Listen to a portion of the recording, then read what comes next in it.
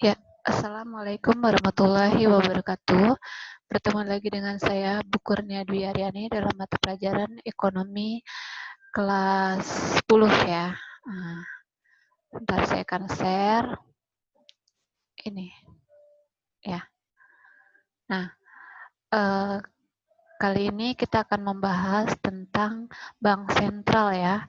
Walaupun memang minggu kemarin sudah pernah saya jelaskan tentang bank sentral ya. Bank sentral itu adalah Bank Indonesia. Menurut Undang-Undang Nomor 23 tentang Perbankan 1999 sebagaimana diubah menjadi Nomor 3 Tahun 2004 tentang Bank Indonesia. Bank Indonesia merupakan lembaga negara yang independen. Nah, ingat independen itu berdiri sendiri ya, dia tanpa ada dukungan orang lain atau dia itu tidak dapat dipengaruhi oleh siapapun. Nah, untuk memperjelas pemahaman tentang Bank Indonesia, yang pertama, Bank Indonesia bertindak sebagai pemegang kas pemerintah. Jadi pemegang kas, apa itu kas? Kas adalah uang cash atau uang yang kita pegang, ya. Nah, lalu pemerintah wajib meminta pendapat BI dan mengundang BI dalam sidang kabinet membahas masalah ekonomi, perbankan, keuangan. Ya, itu mesti dilibatkan Bank Indonesia.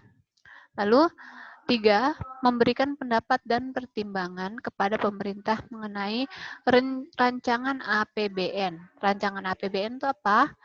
APBN itu anggaran pendapatan belanja negara. Nah, lalu Bank Indonesia dapat membantu penerbitan surat-surat utang negara diterbitkan oleh pemerintah. Bank Indonesia dilarang memberikan kredit. Jadi Bank Indonesia itu bukan bank yang memberikan pinjaman, ya, melainkan dia hanya mengatur, mengawasi peredaran uang rupiah, mencetak, mengambil kebijakan gitu ya, tapi tidak melayani tabungan, tidak melayani pinjaman seperti itu.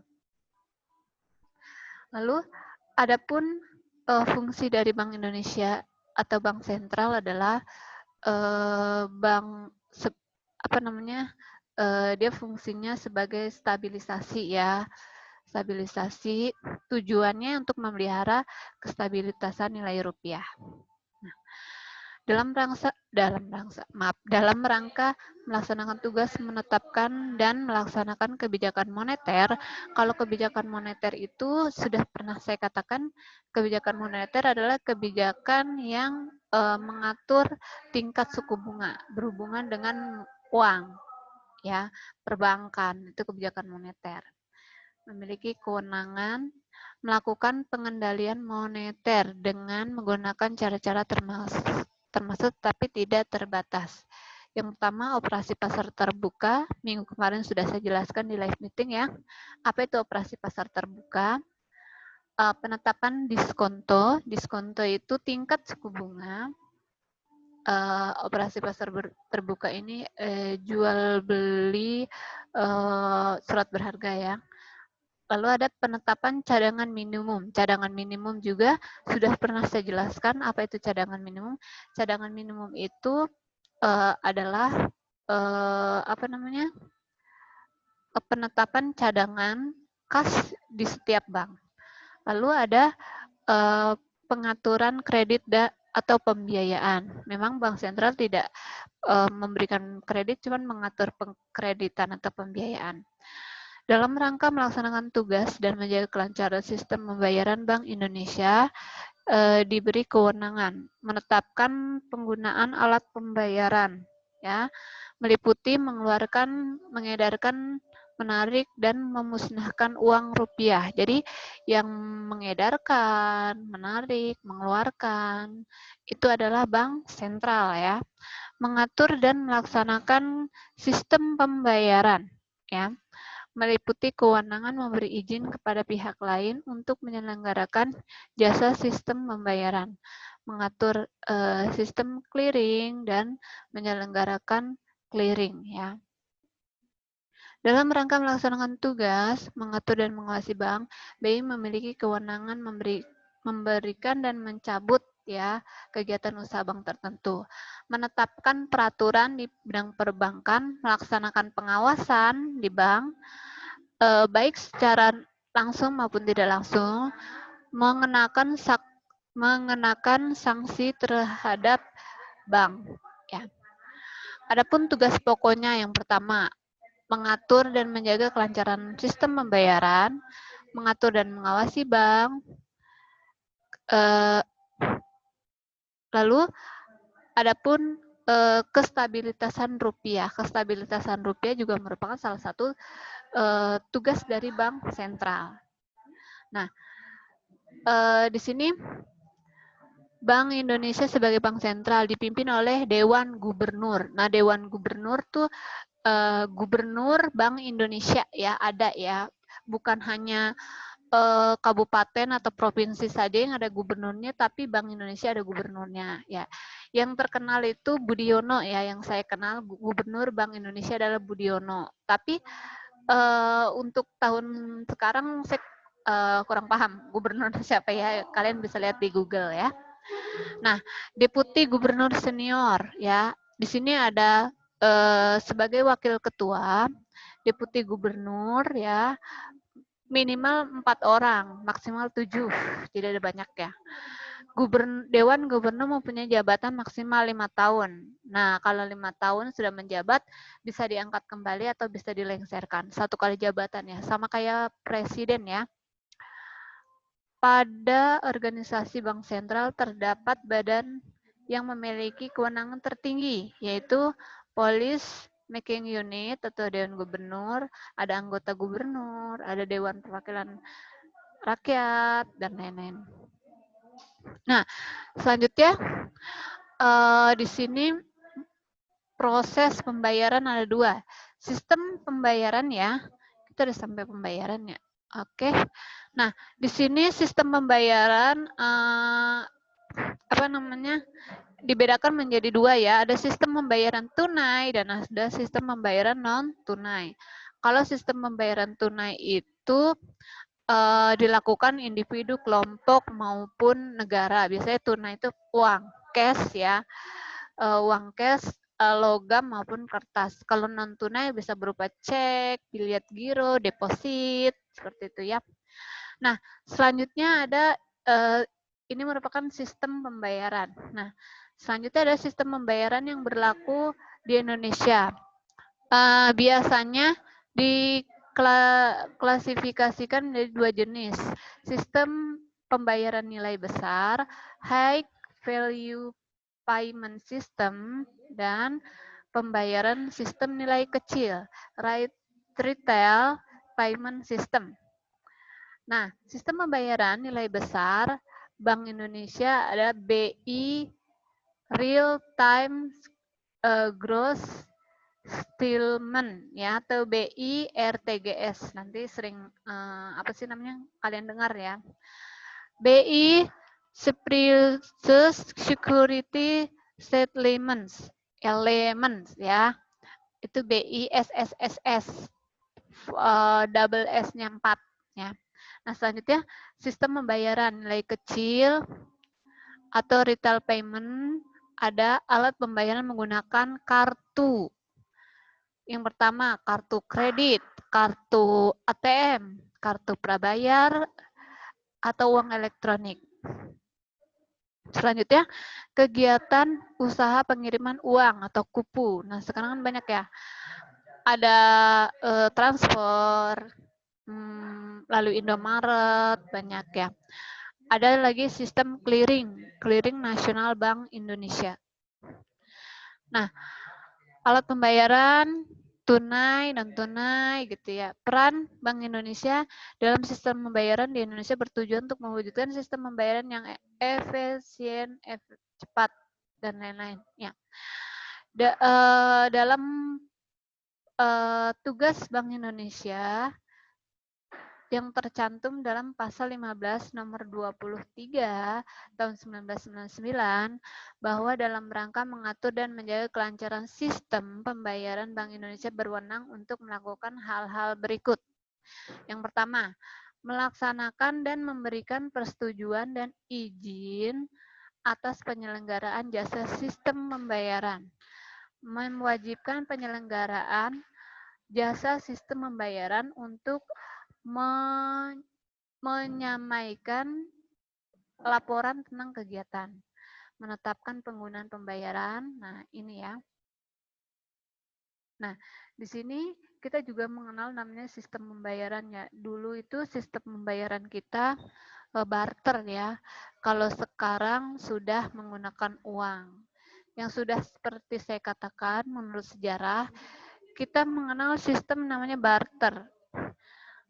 Ternak, kulit, bulu, besi. Nah, itu barter. Pokoknya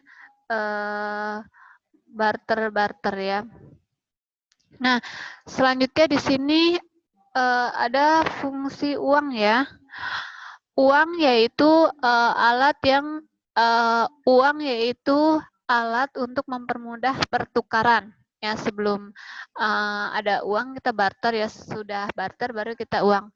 Yang secara umum dapat diterima dalam bentuk pembelian barang-barang atau jasa seperti utang. Nah, selanjutnya fungsi asli atau primer sebagai alat tukar umum. Uang berfungsi sebagai alat pertukaran mengatasi kesulitan dalam pertukaran secara natural ya, atau barter sebagai satuan hitung. Nah, kalau tukar menukar berarti kan kalau uang ditukar sama barang ya. Kalau satuan hitung berarti harga tersebut ya. Nah, selanjutnya ada fungsi turunan. Fungsi turunan ini sebagai pembayar utang, penimbun kekayaan, sebagai pembentukan modal.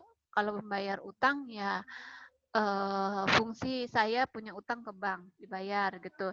Penimbun kekayaan, saya punya uang 10 juta dibeliin tanah atau dibeliin emas. Terus pembentukan modal, saya punya uang mendirikan usaha atau toko gitu ya. Nah, sebagai ukuran harga atau standar of value, uang berfungsi sebagai alat menentukan harga barang atau jasa yang dihasilkan oleh suatu perusahaan. Berdasarkan bahan, uang ada dua, ada kertas dan logam. Ada duit nggak Taiful? Kertas sama logam punya nggak? 2000-an nggak apa-apa.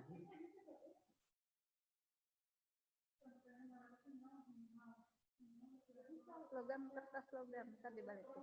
Oke. Ntar ya. Nah, ini ya. Nah, ini ya. Ini merupakan uang kertas ya, uang kertas yang dicetak oleh Bank Indonesia. Nah, ini merupakan uang logam. Nah, ini disebutnya uang kartal. Ingat ya, kalau ini uang kartal hanya ada dua, ada kertas dan logam ya. Nah, uang kertas ini yang mencetak dan mengedarkan adalah Bank Indonesia. Nanti kita ada ya cara mengecek keaslian uang ya, bentar ya. Berdasarkan lembaga atau jasa pembuatan ada uang kartal dan uang giral. Kalau uang kartal tadi uang kertas dan logam, ada uang giral, cek, deposit, tabungan, dan lain-lain.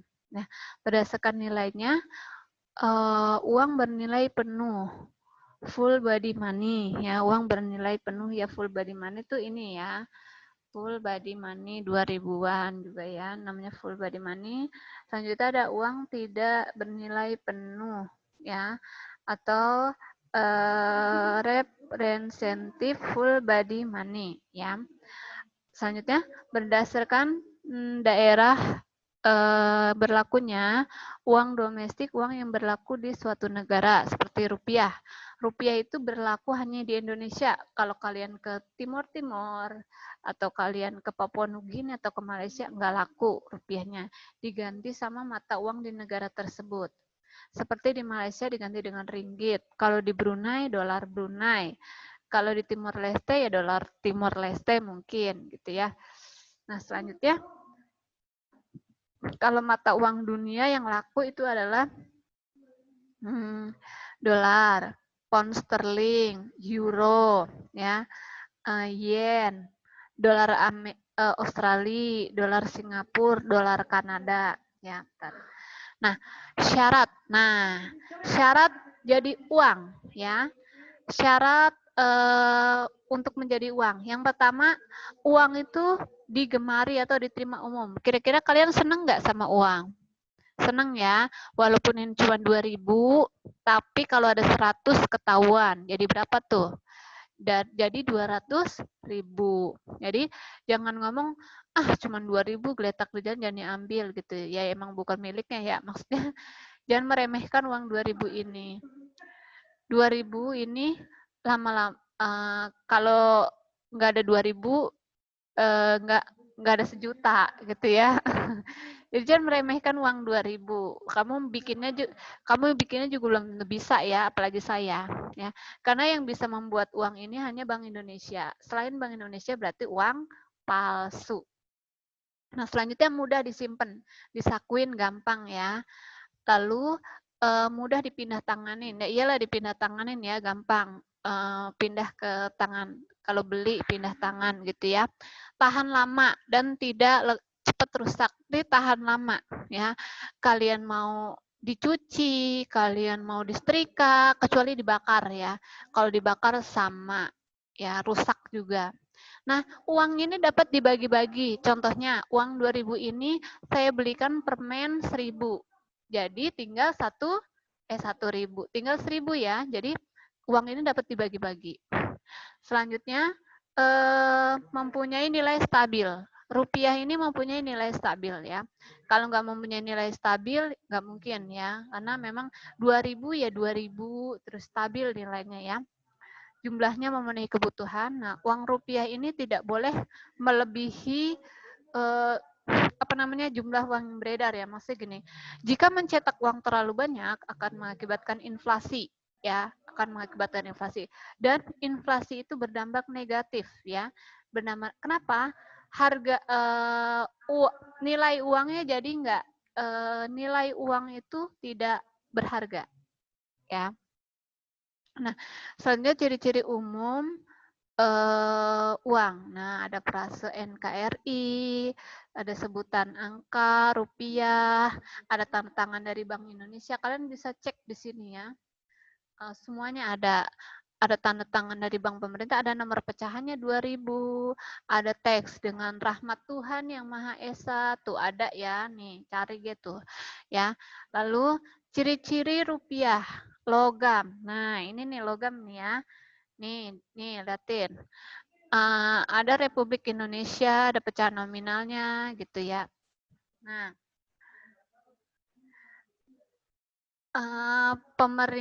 permintaan uang. Sejumlah uang yang dibutuhkan oleh masyarakat untuk melakukan transaksi dalam perdagangan.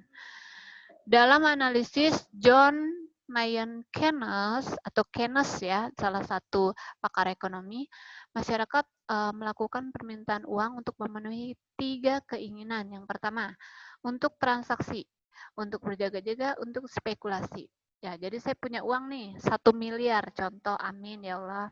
Nah, saya punya uang 1 miliar, saya untuk transaksi, untuk beli rumah, beli perusahaan nggak dapat ya, beli rumah, beli mobil gitu ya, untuk usaha, ya itu untuk transaksi gitu ya, jadi saya untuk pembelian. Nah, kalau berjaga-jaga uang ini nanti kalau saya kalau saya mau kuliah ya, jangan mau sakit ya. Kalau berjaga-jaga kalau saya mau kuliah atau saya ada keperluan lain, ya ada motif berjaga-jaga. Jadi saya harus punya uang cash atau enggak punya tabungan lah ya untuk suatu saat jika jika uang tersebut diperlukan. Nah, selanjutnya motif spekulasi. Motif spekulasi ini kan zaman sekarang kan emas lagi mahal ya, emas batangan. Nah, saya nabung di emas. Karena apa? Emas tuh menguntungkan ya. Emas tuh nggak ada yang turun, tapi semakin tahun semakin naik ya gitu. Jadi namanya motif spekulasi. Selanjutnya faktor yang mempengaruhi permintaan yang pertama ekspektasi atau perkiraan, tinggi rendahnya tingkat suku bunga, adanya investasi, tingkat harga yang berlaku di pasar. Nah, itu merupakan yang mempengaruhi permintaan uang. Nah, selanjutnya ada penawaran uang. Penawaran uang adalah sejumlah uang tertentu yang disediakan oleh pemerintah atau bank untuk dapat dimiliki masyarakat. Ya. Faktor yang mempengaruhi kebutuhan penawaran uang diantaranya sebagai berikut. Kebutuhan pemerintah untuk memenuhi anggaran. Ya. Untuk menekan tingkat inflasi. Inflasi itu kenaikan harga ya.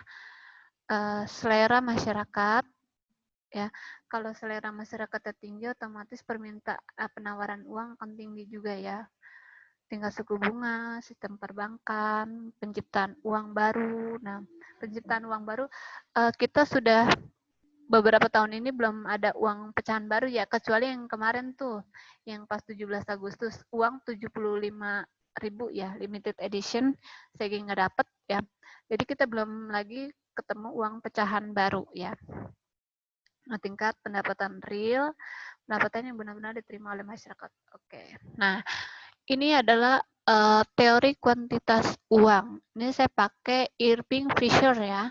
Irving Fisher ini nanti yang sering keluar ya. Irving Fisher ini rumusnya M kali V, P kali T. Nah, M ini untuk jumlah uang yang beredar, P ini untuk harga, T ini untuk quantity. Nah, V ini untuk kecepatan ya, kecepatan peredaran uang ya. Kecepatan peredaran uang berarti ini ya. Nanti M kali T, V kali ini ya. Di sini nilai uang dan daya beli kemampuan uang untuk ditukarkan dengan barang dan jasa maupun ditukarkan dengan mata uang lainnya. Nilai uang dapat dibedakan menjadi dua, yaitu nilai nominal, nilai yang berdasarkan pada tulisan tertera pada uang. Nilai intrinsik, nilai yang berdasarkan pada digunakan pada uang. Ya, dan nilai internal dan nilai eksternal. Nah, sini ya saya jelasin. Mata uang dalam peredaran uang kartal.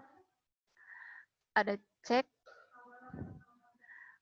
ada uang kartal ini ada uang kertas dan logam, ini uang giral ya. Ada uang giral, cek giro ya. Nah, di sini ada standar kertas atau standar pembuatan uang, ini ada sistem keuangan di mana uang tersebut harus berlaku sebagai alat penukaran. Nah, ini bahannya dari dibedakan standar logamnya, dibedakan menjadi dua, ada monometalisme, ada bimetalisme. Ya. Oke, nah standar, nah, ini kalian bisa baca ya, standar perak, standar kembar gitu ya, standar emas, standar perak, standar kembar. Oke. Nah, ini ada keaslian uang rupiah ya. Bahan uang rupiah kita dari pecahan 100 rupiah, 200, 500, 1000 untuk pecahan logam. Tapi untuk pecahan kertas ada 1000 paling kecil, 2000, 5000, 10.000, 20.000, 50.000 sampai yang paling besar adalah 100.000 ya. Kalau zaman saya kecil paling uang kertasnya itu 100 rupiah ya, masih ada 100 rupiah, 500 rupiah, tapi zaman sekarang udah nggak ada. Ya. Nah, selanjutnya ini yang terakhir adalah pembayaran non tunai, adalah pembayaran yang dilakukan tanpa menggunakan uang tunai. ya, menggunakan cek, bilet giro, gini ya. Kalian pasti tahu kan ya, ini minimal kalian tahu ya, apa itu ATM. ATM adalah anjungan tunai mandiri atau bahasa Inggrisnya automatic teller machine. Ya. Nah, kartu debit dan uang elektronik. Uang elektronik tuh GoPay, Shopee, apalagi Dana, siapa lagi? Banyak ya. Oke, mungkin itu saja yang dapat saya sampaikan. Kurang lebihnya saya mohon maaf. Saya akhiri. Wassalamualaikum warahmatullahi wabarakatuh.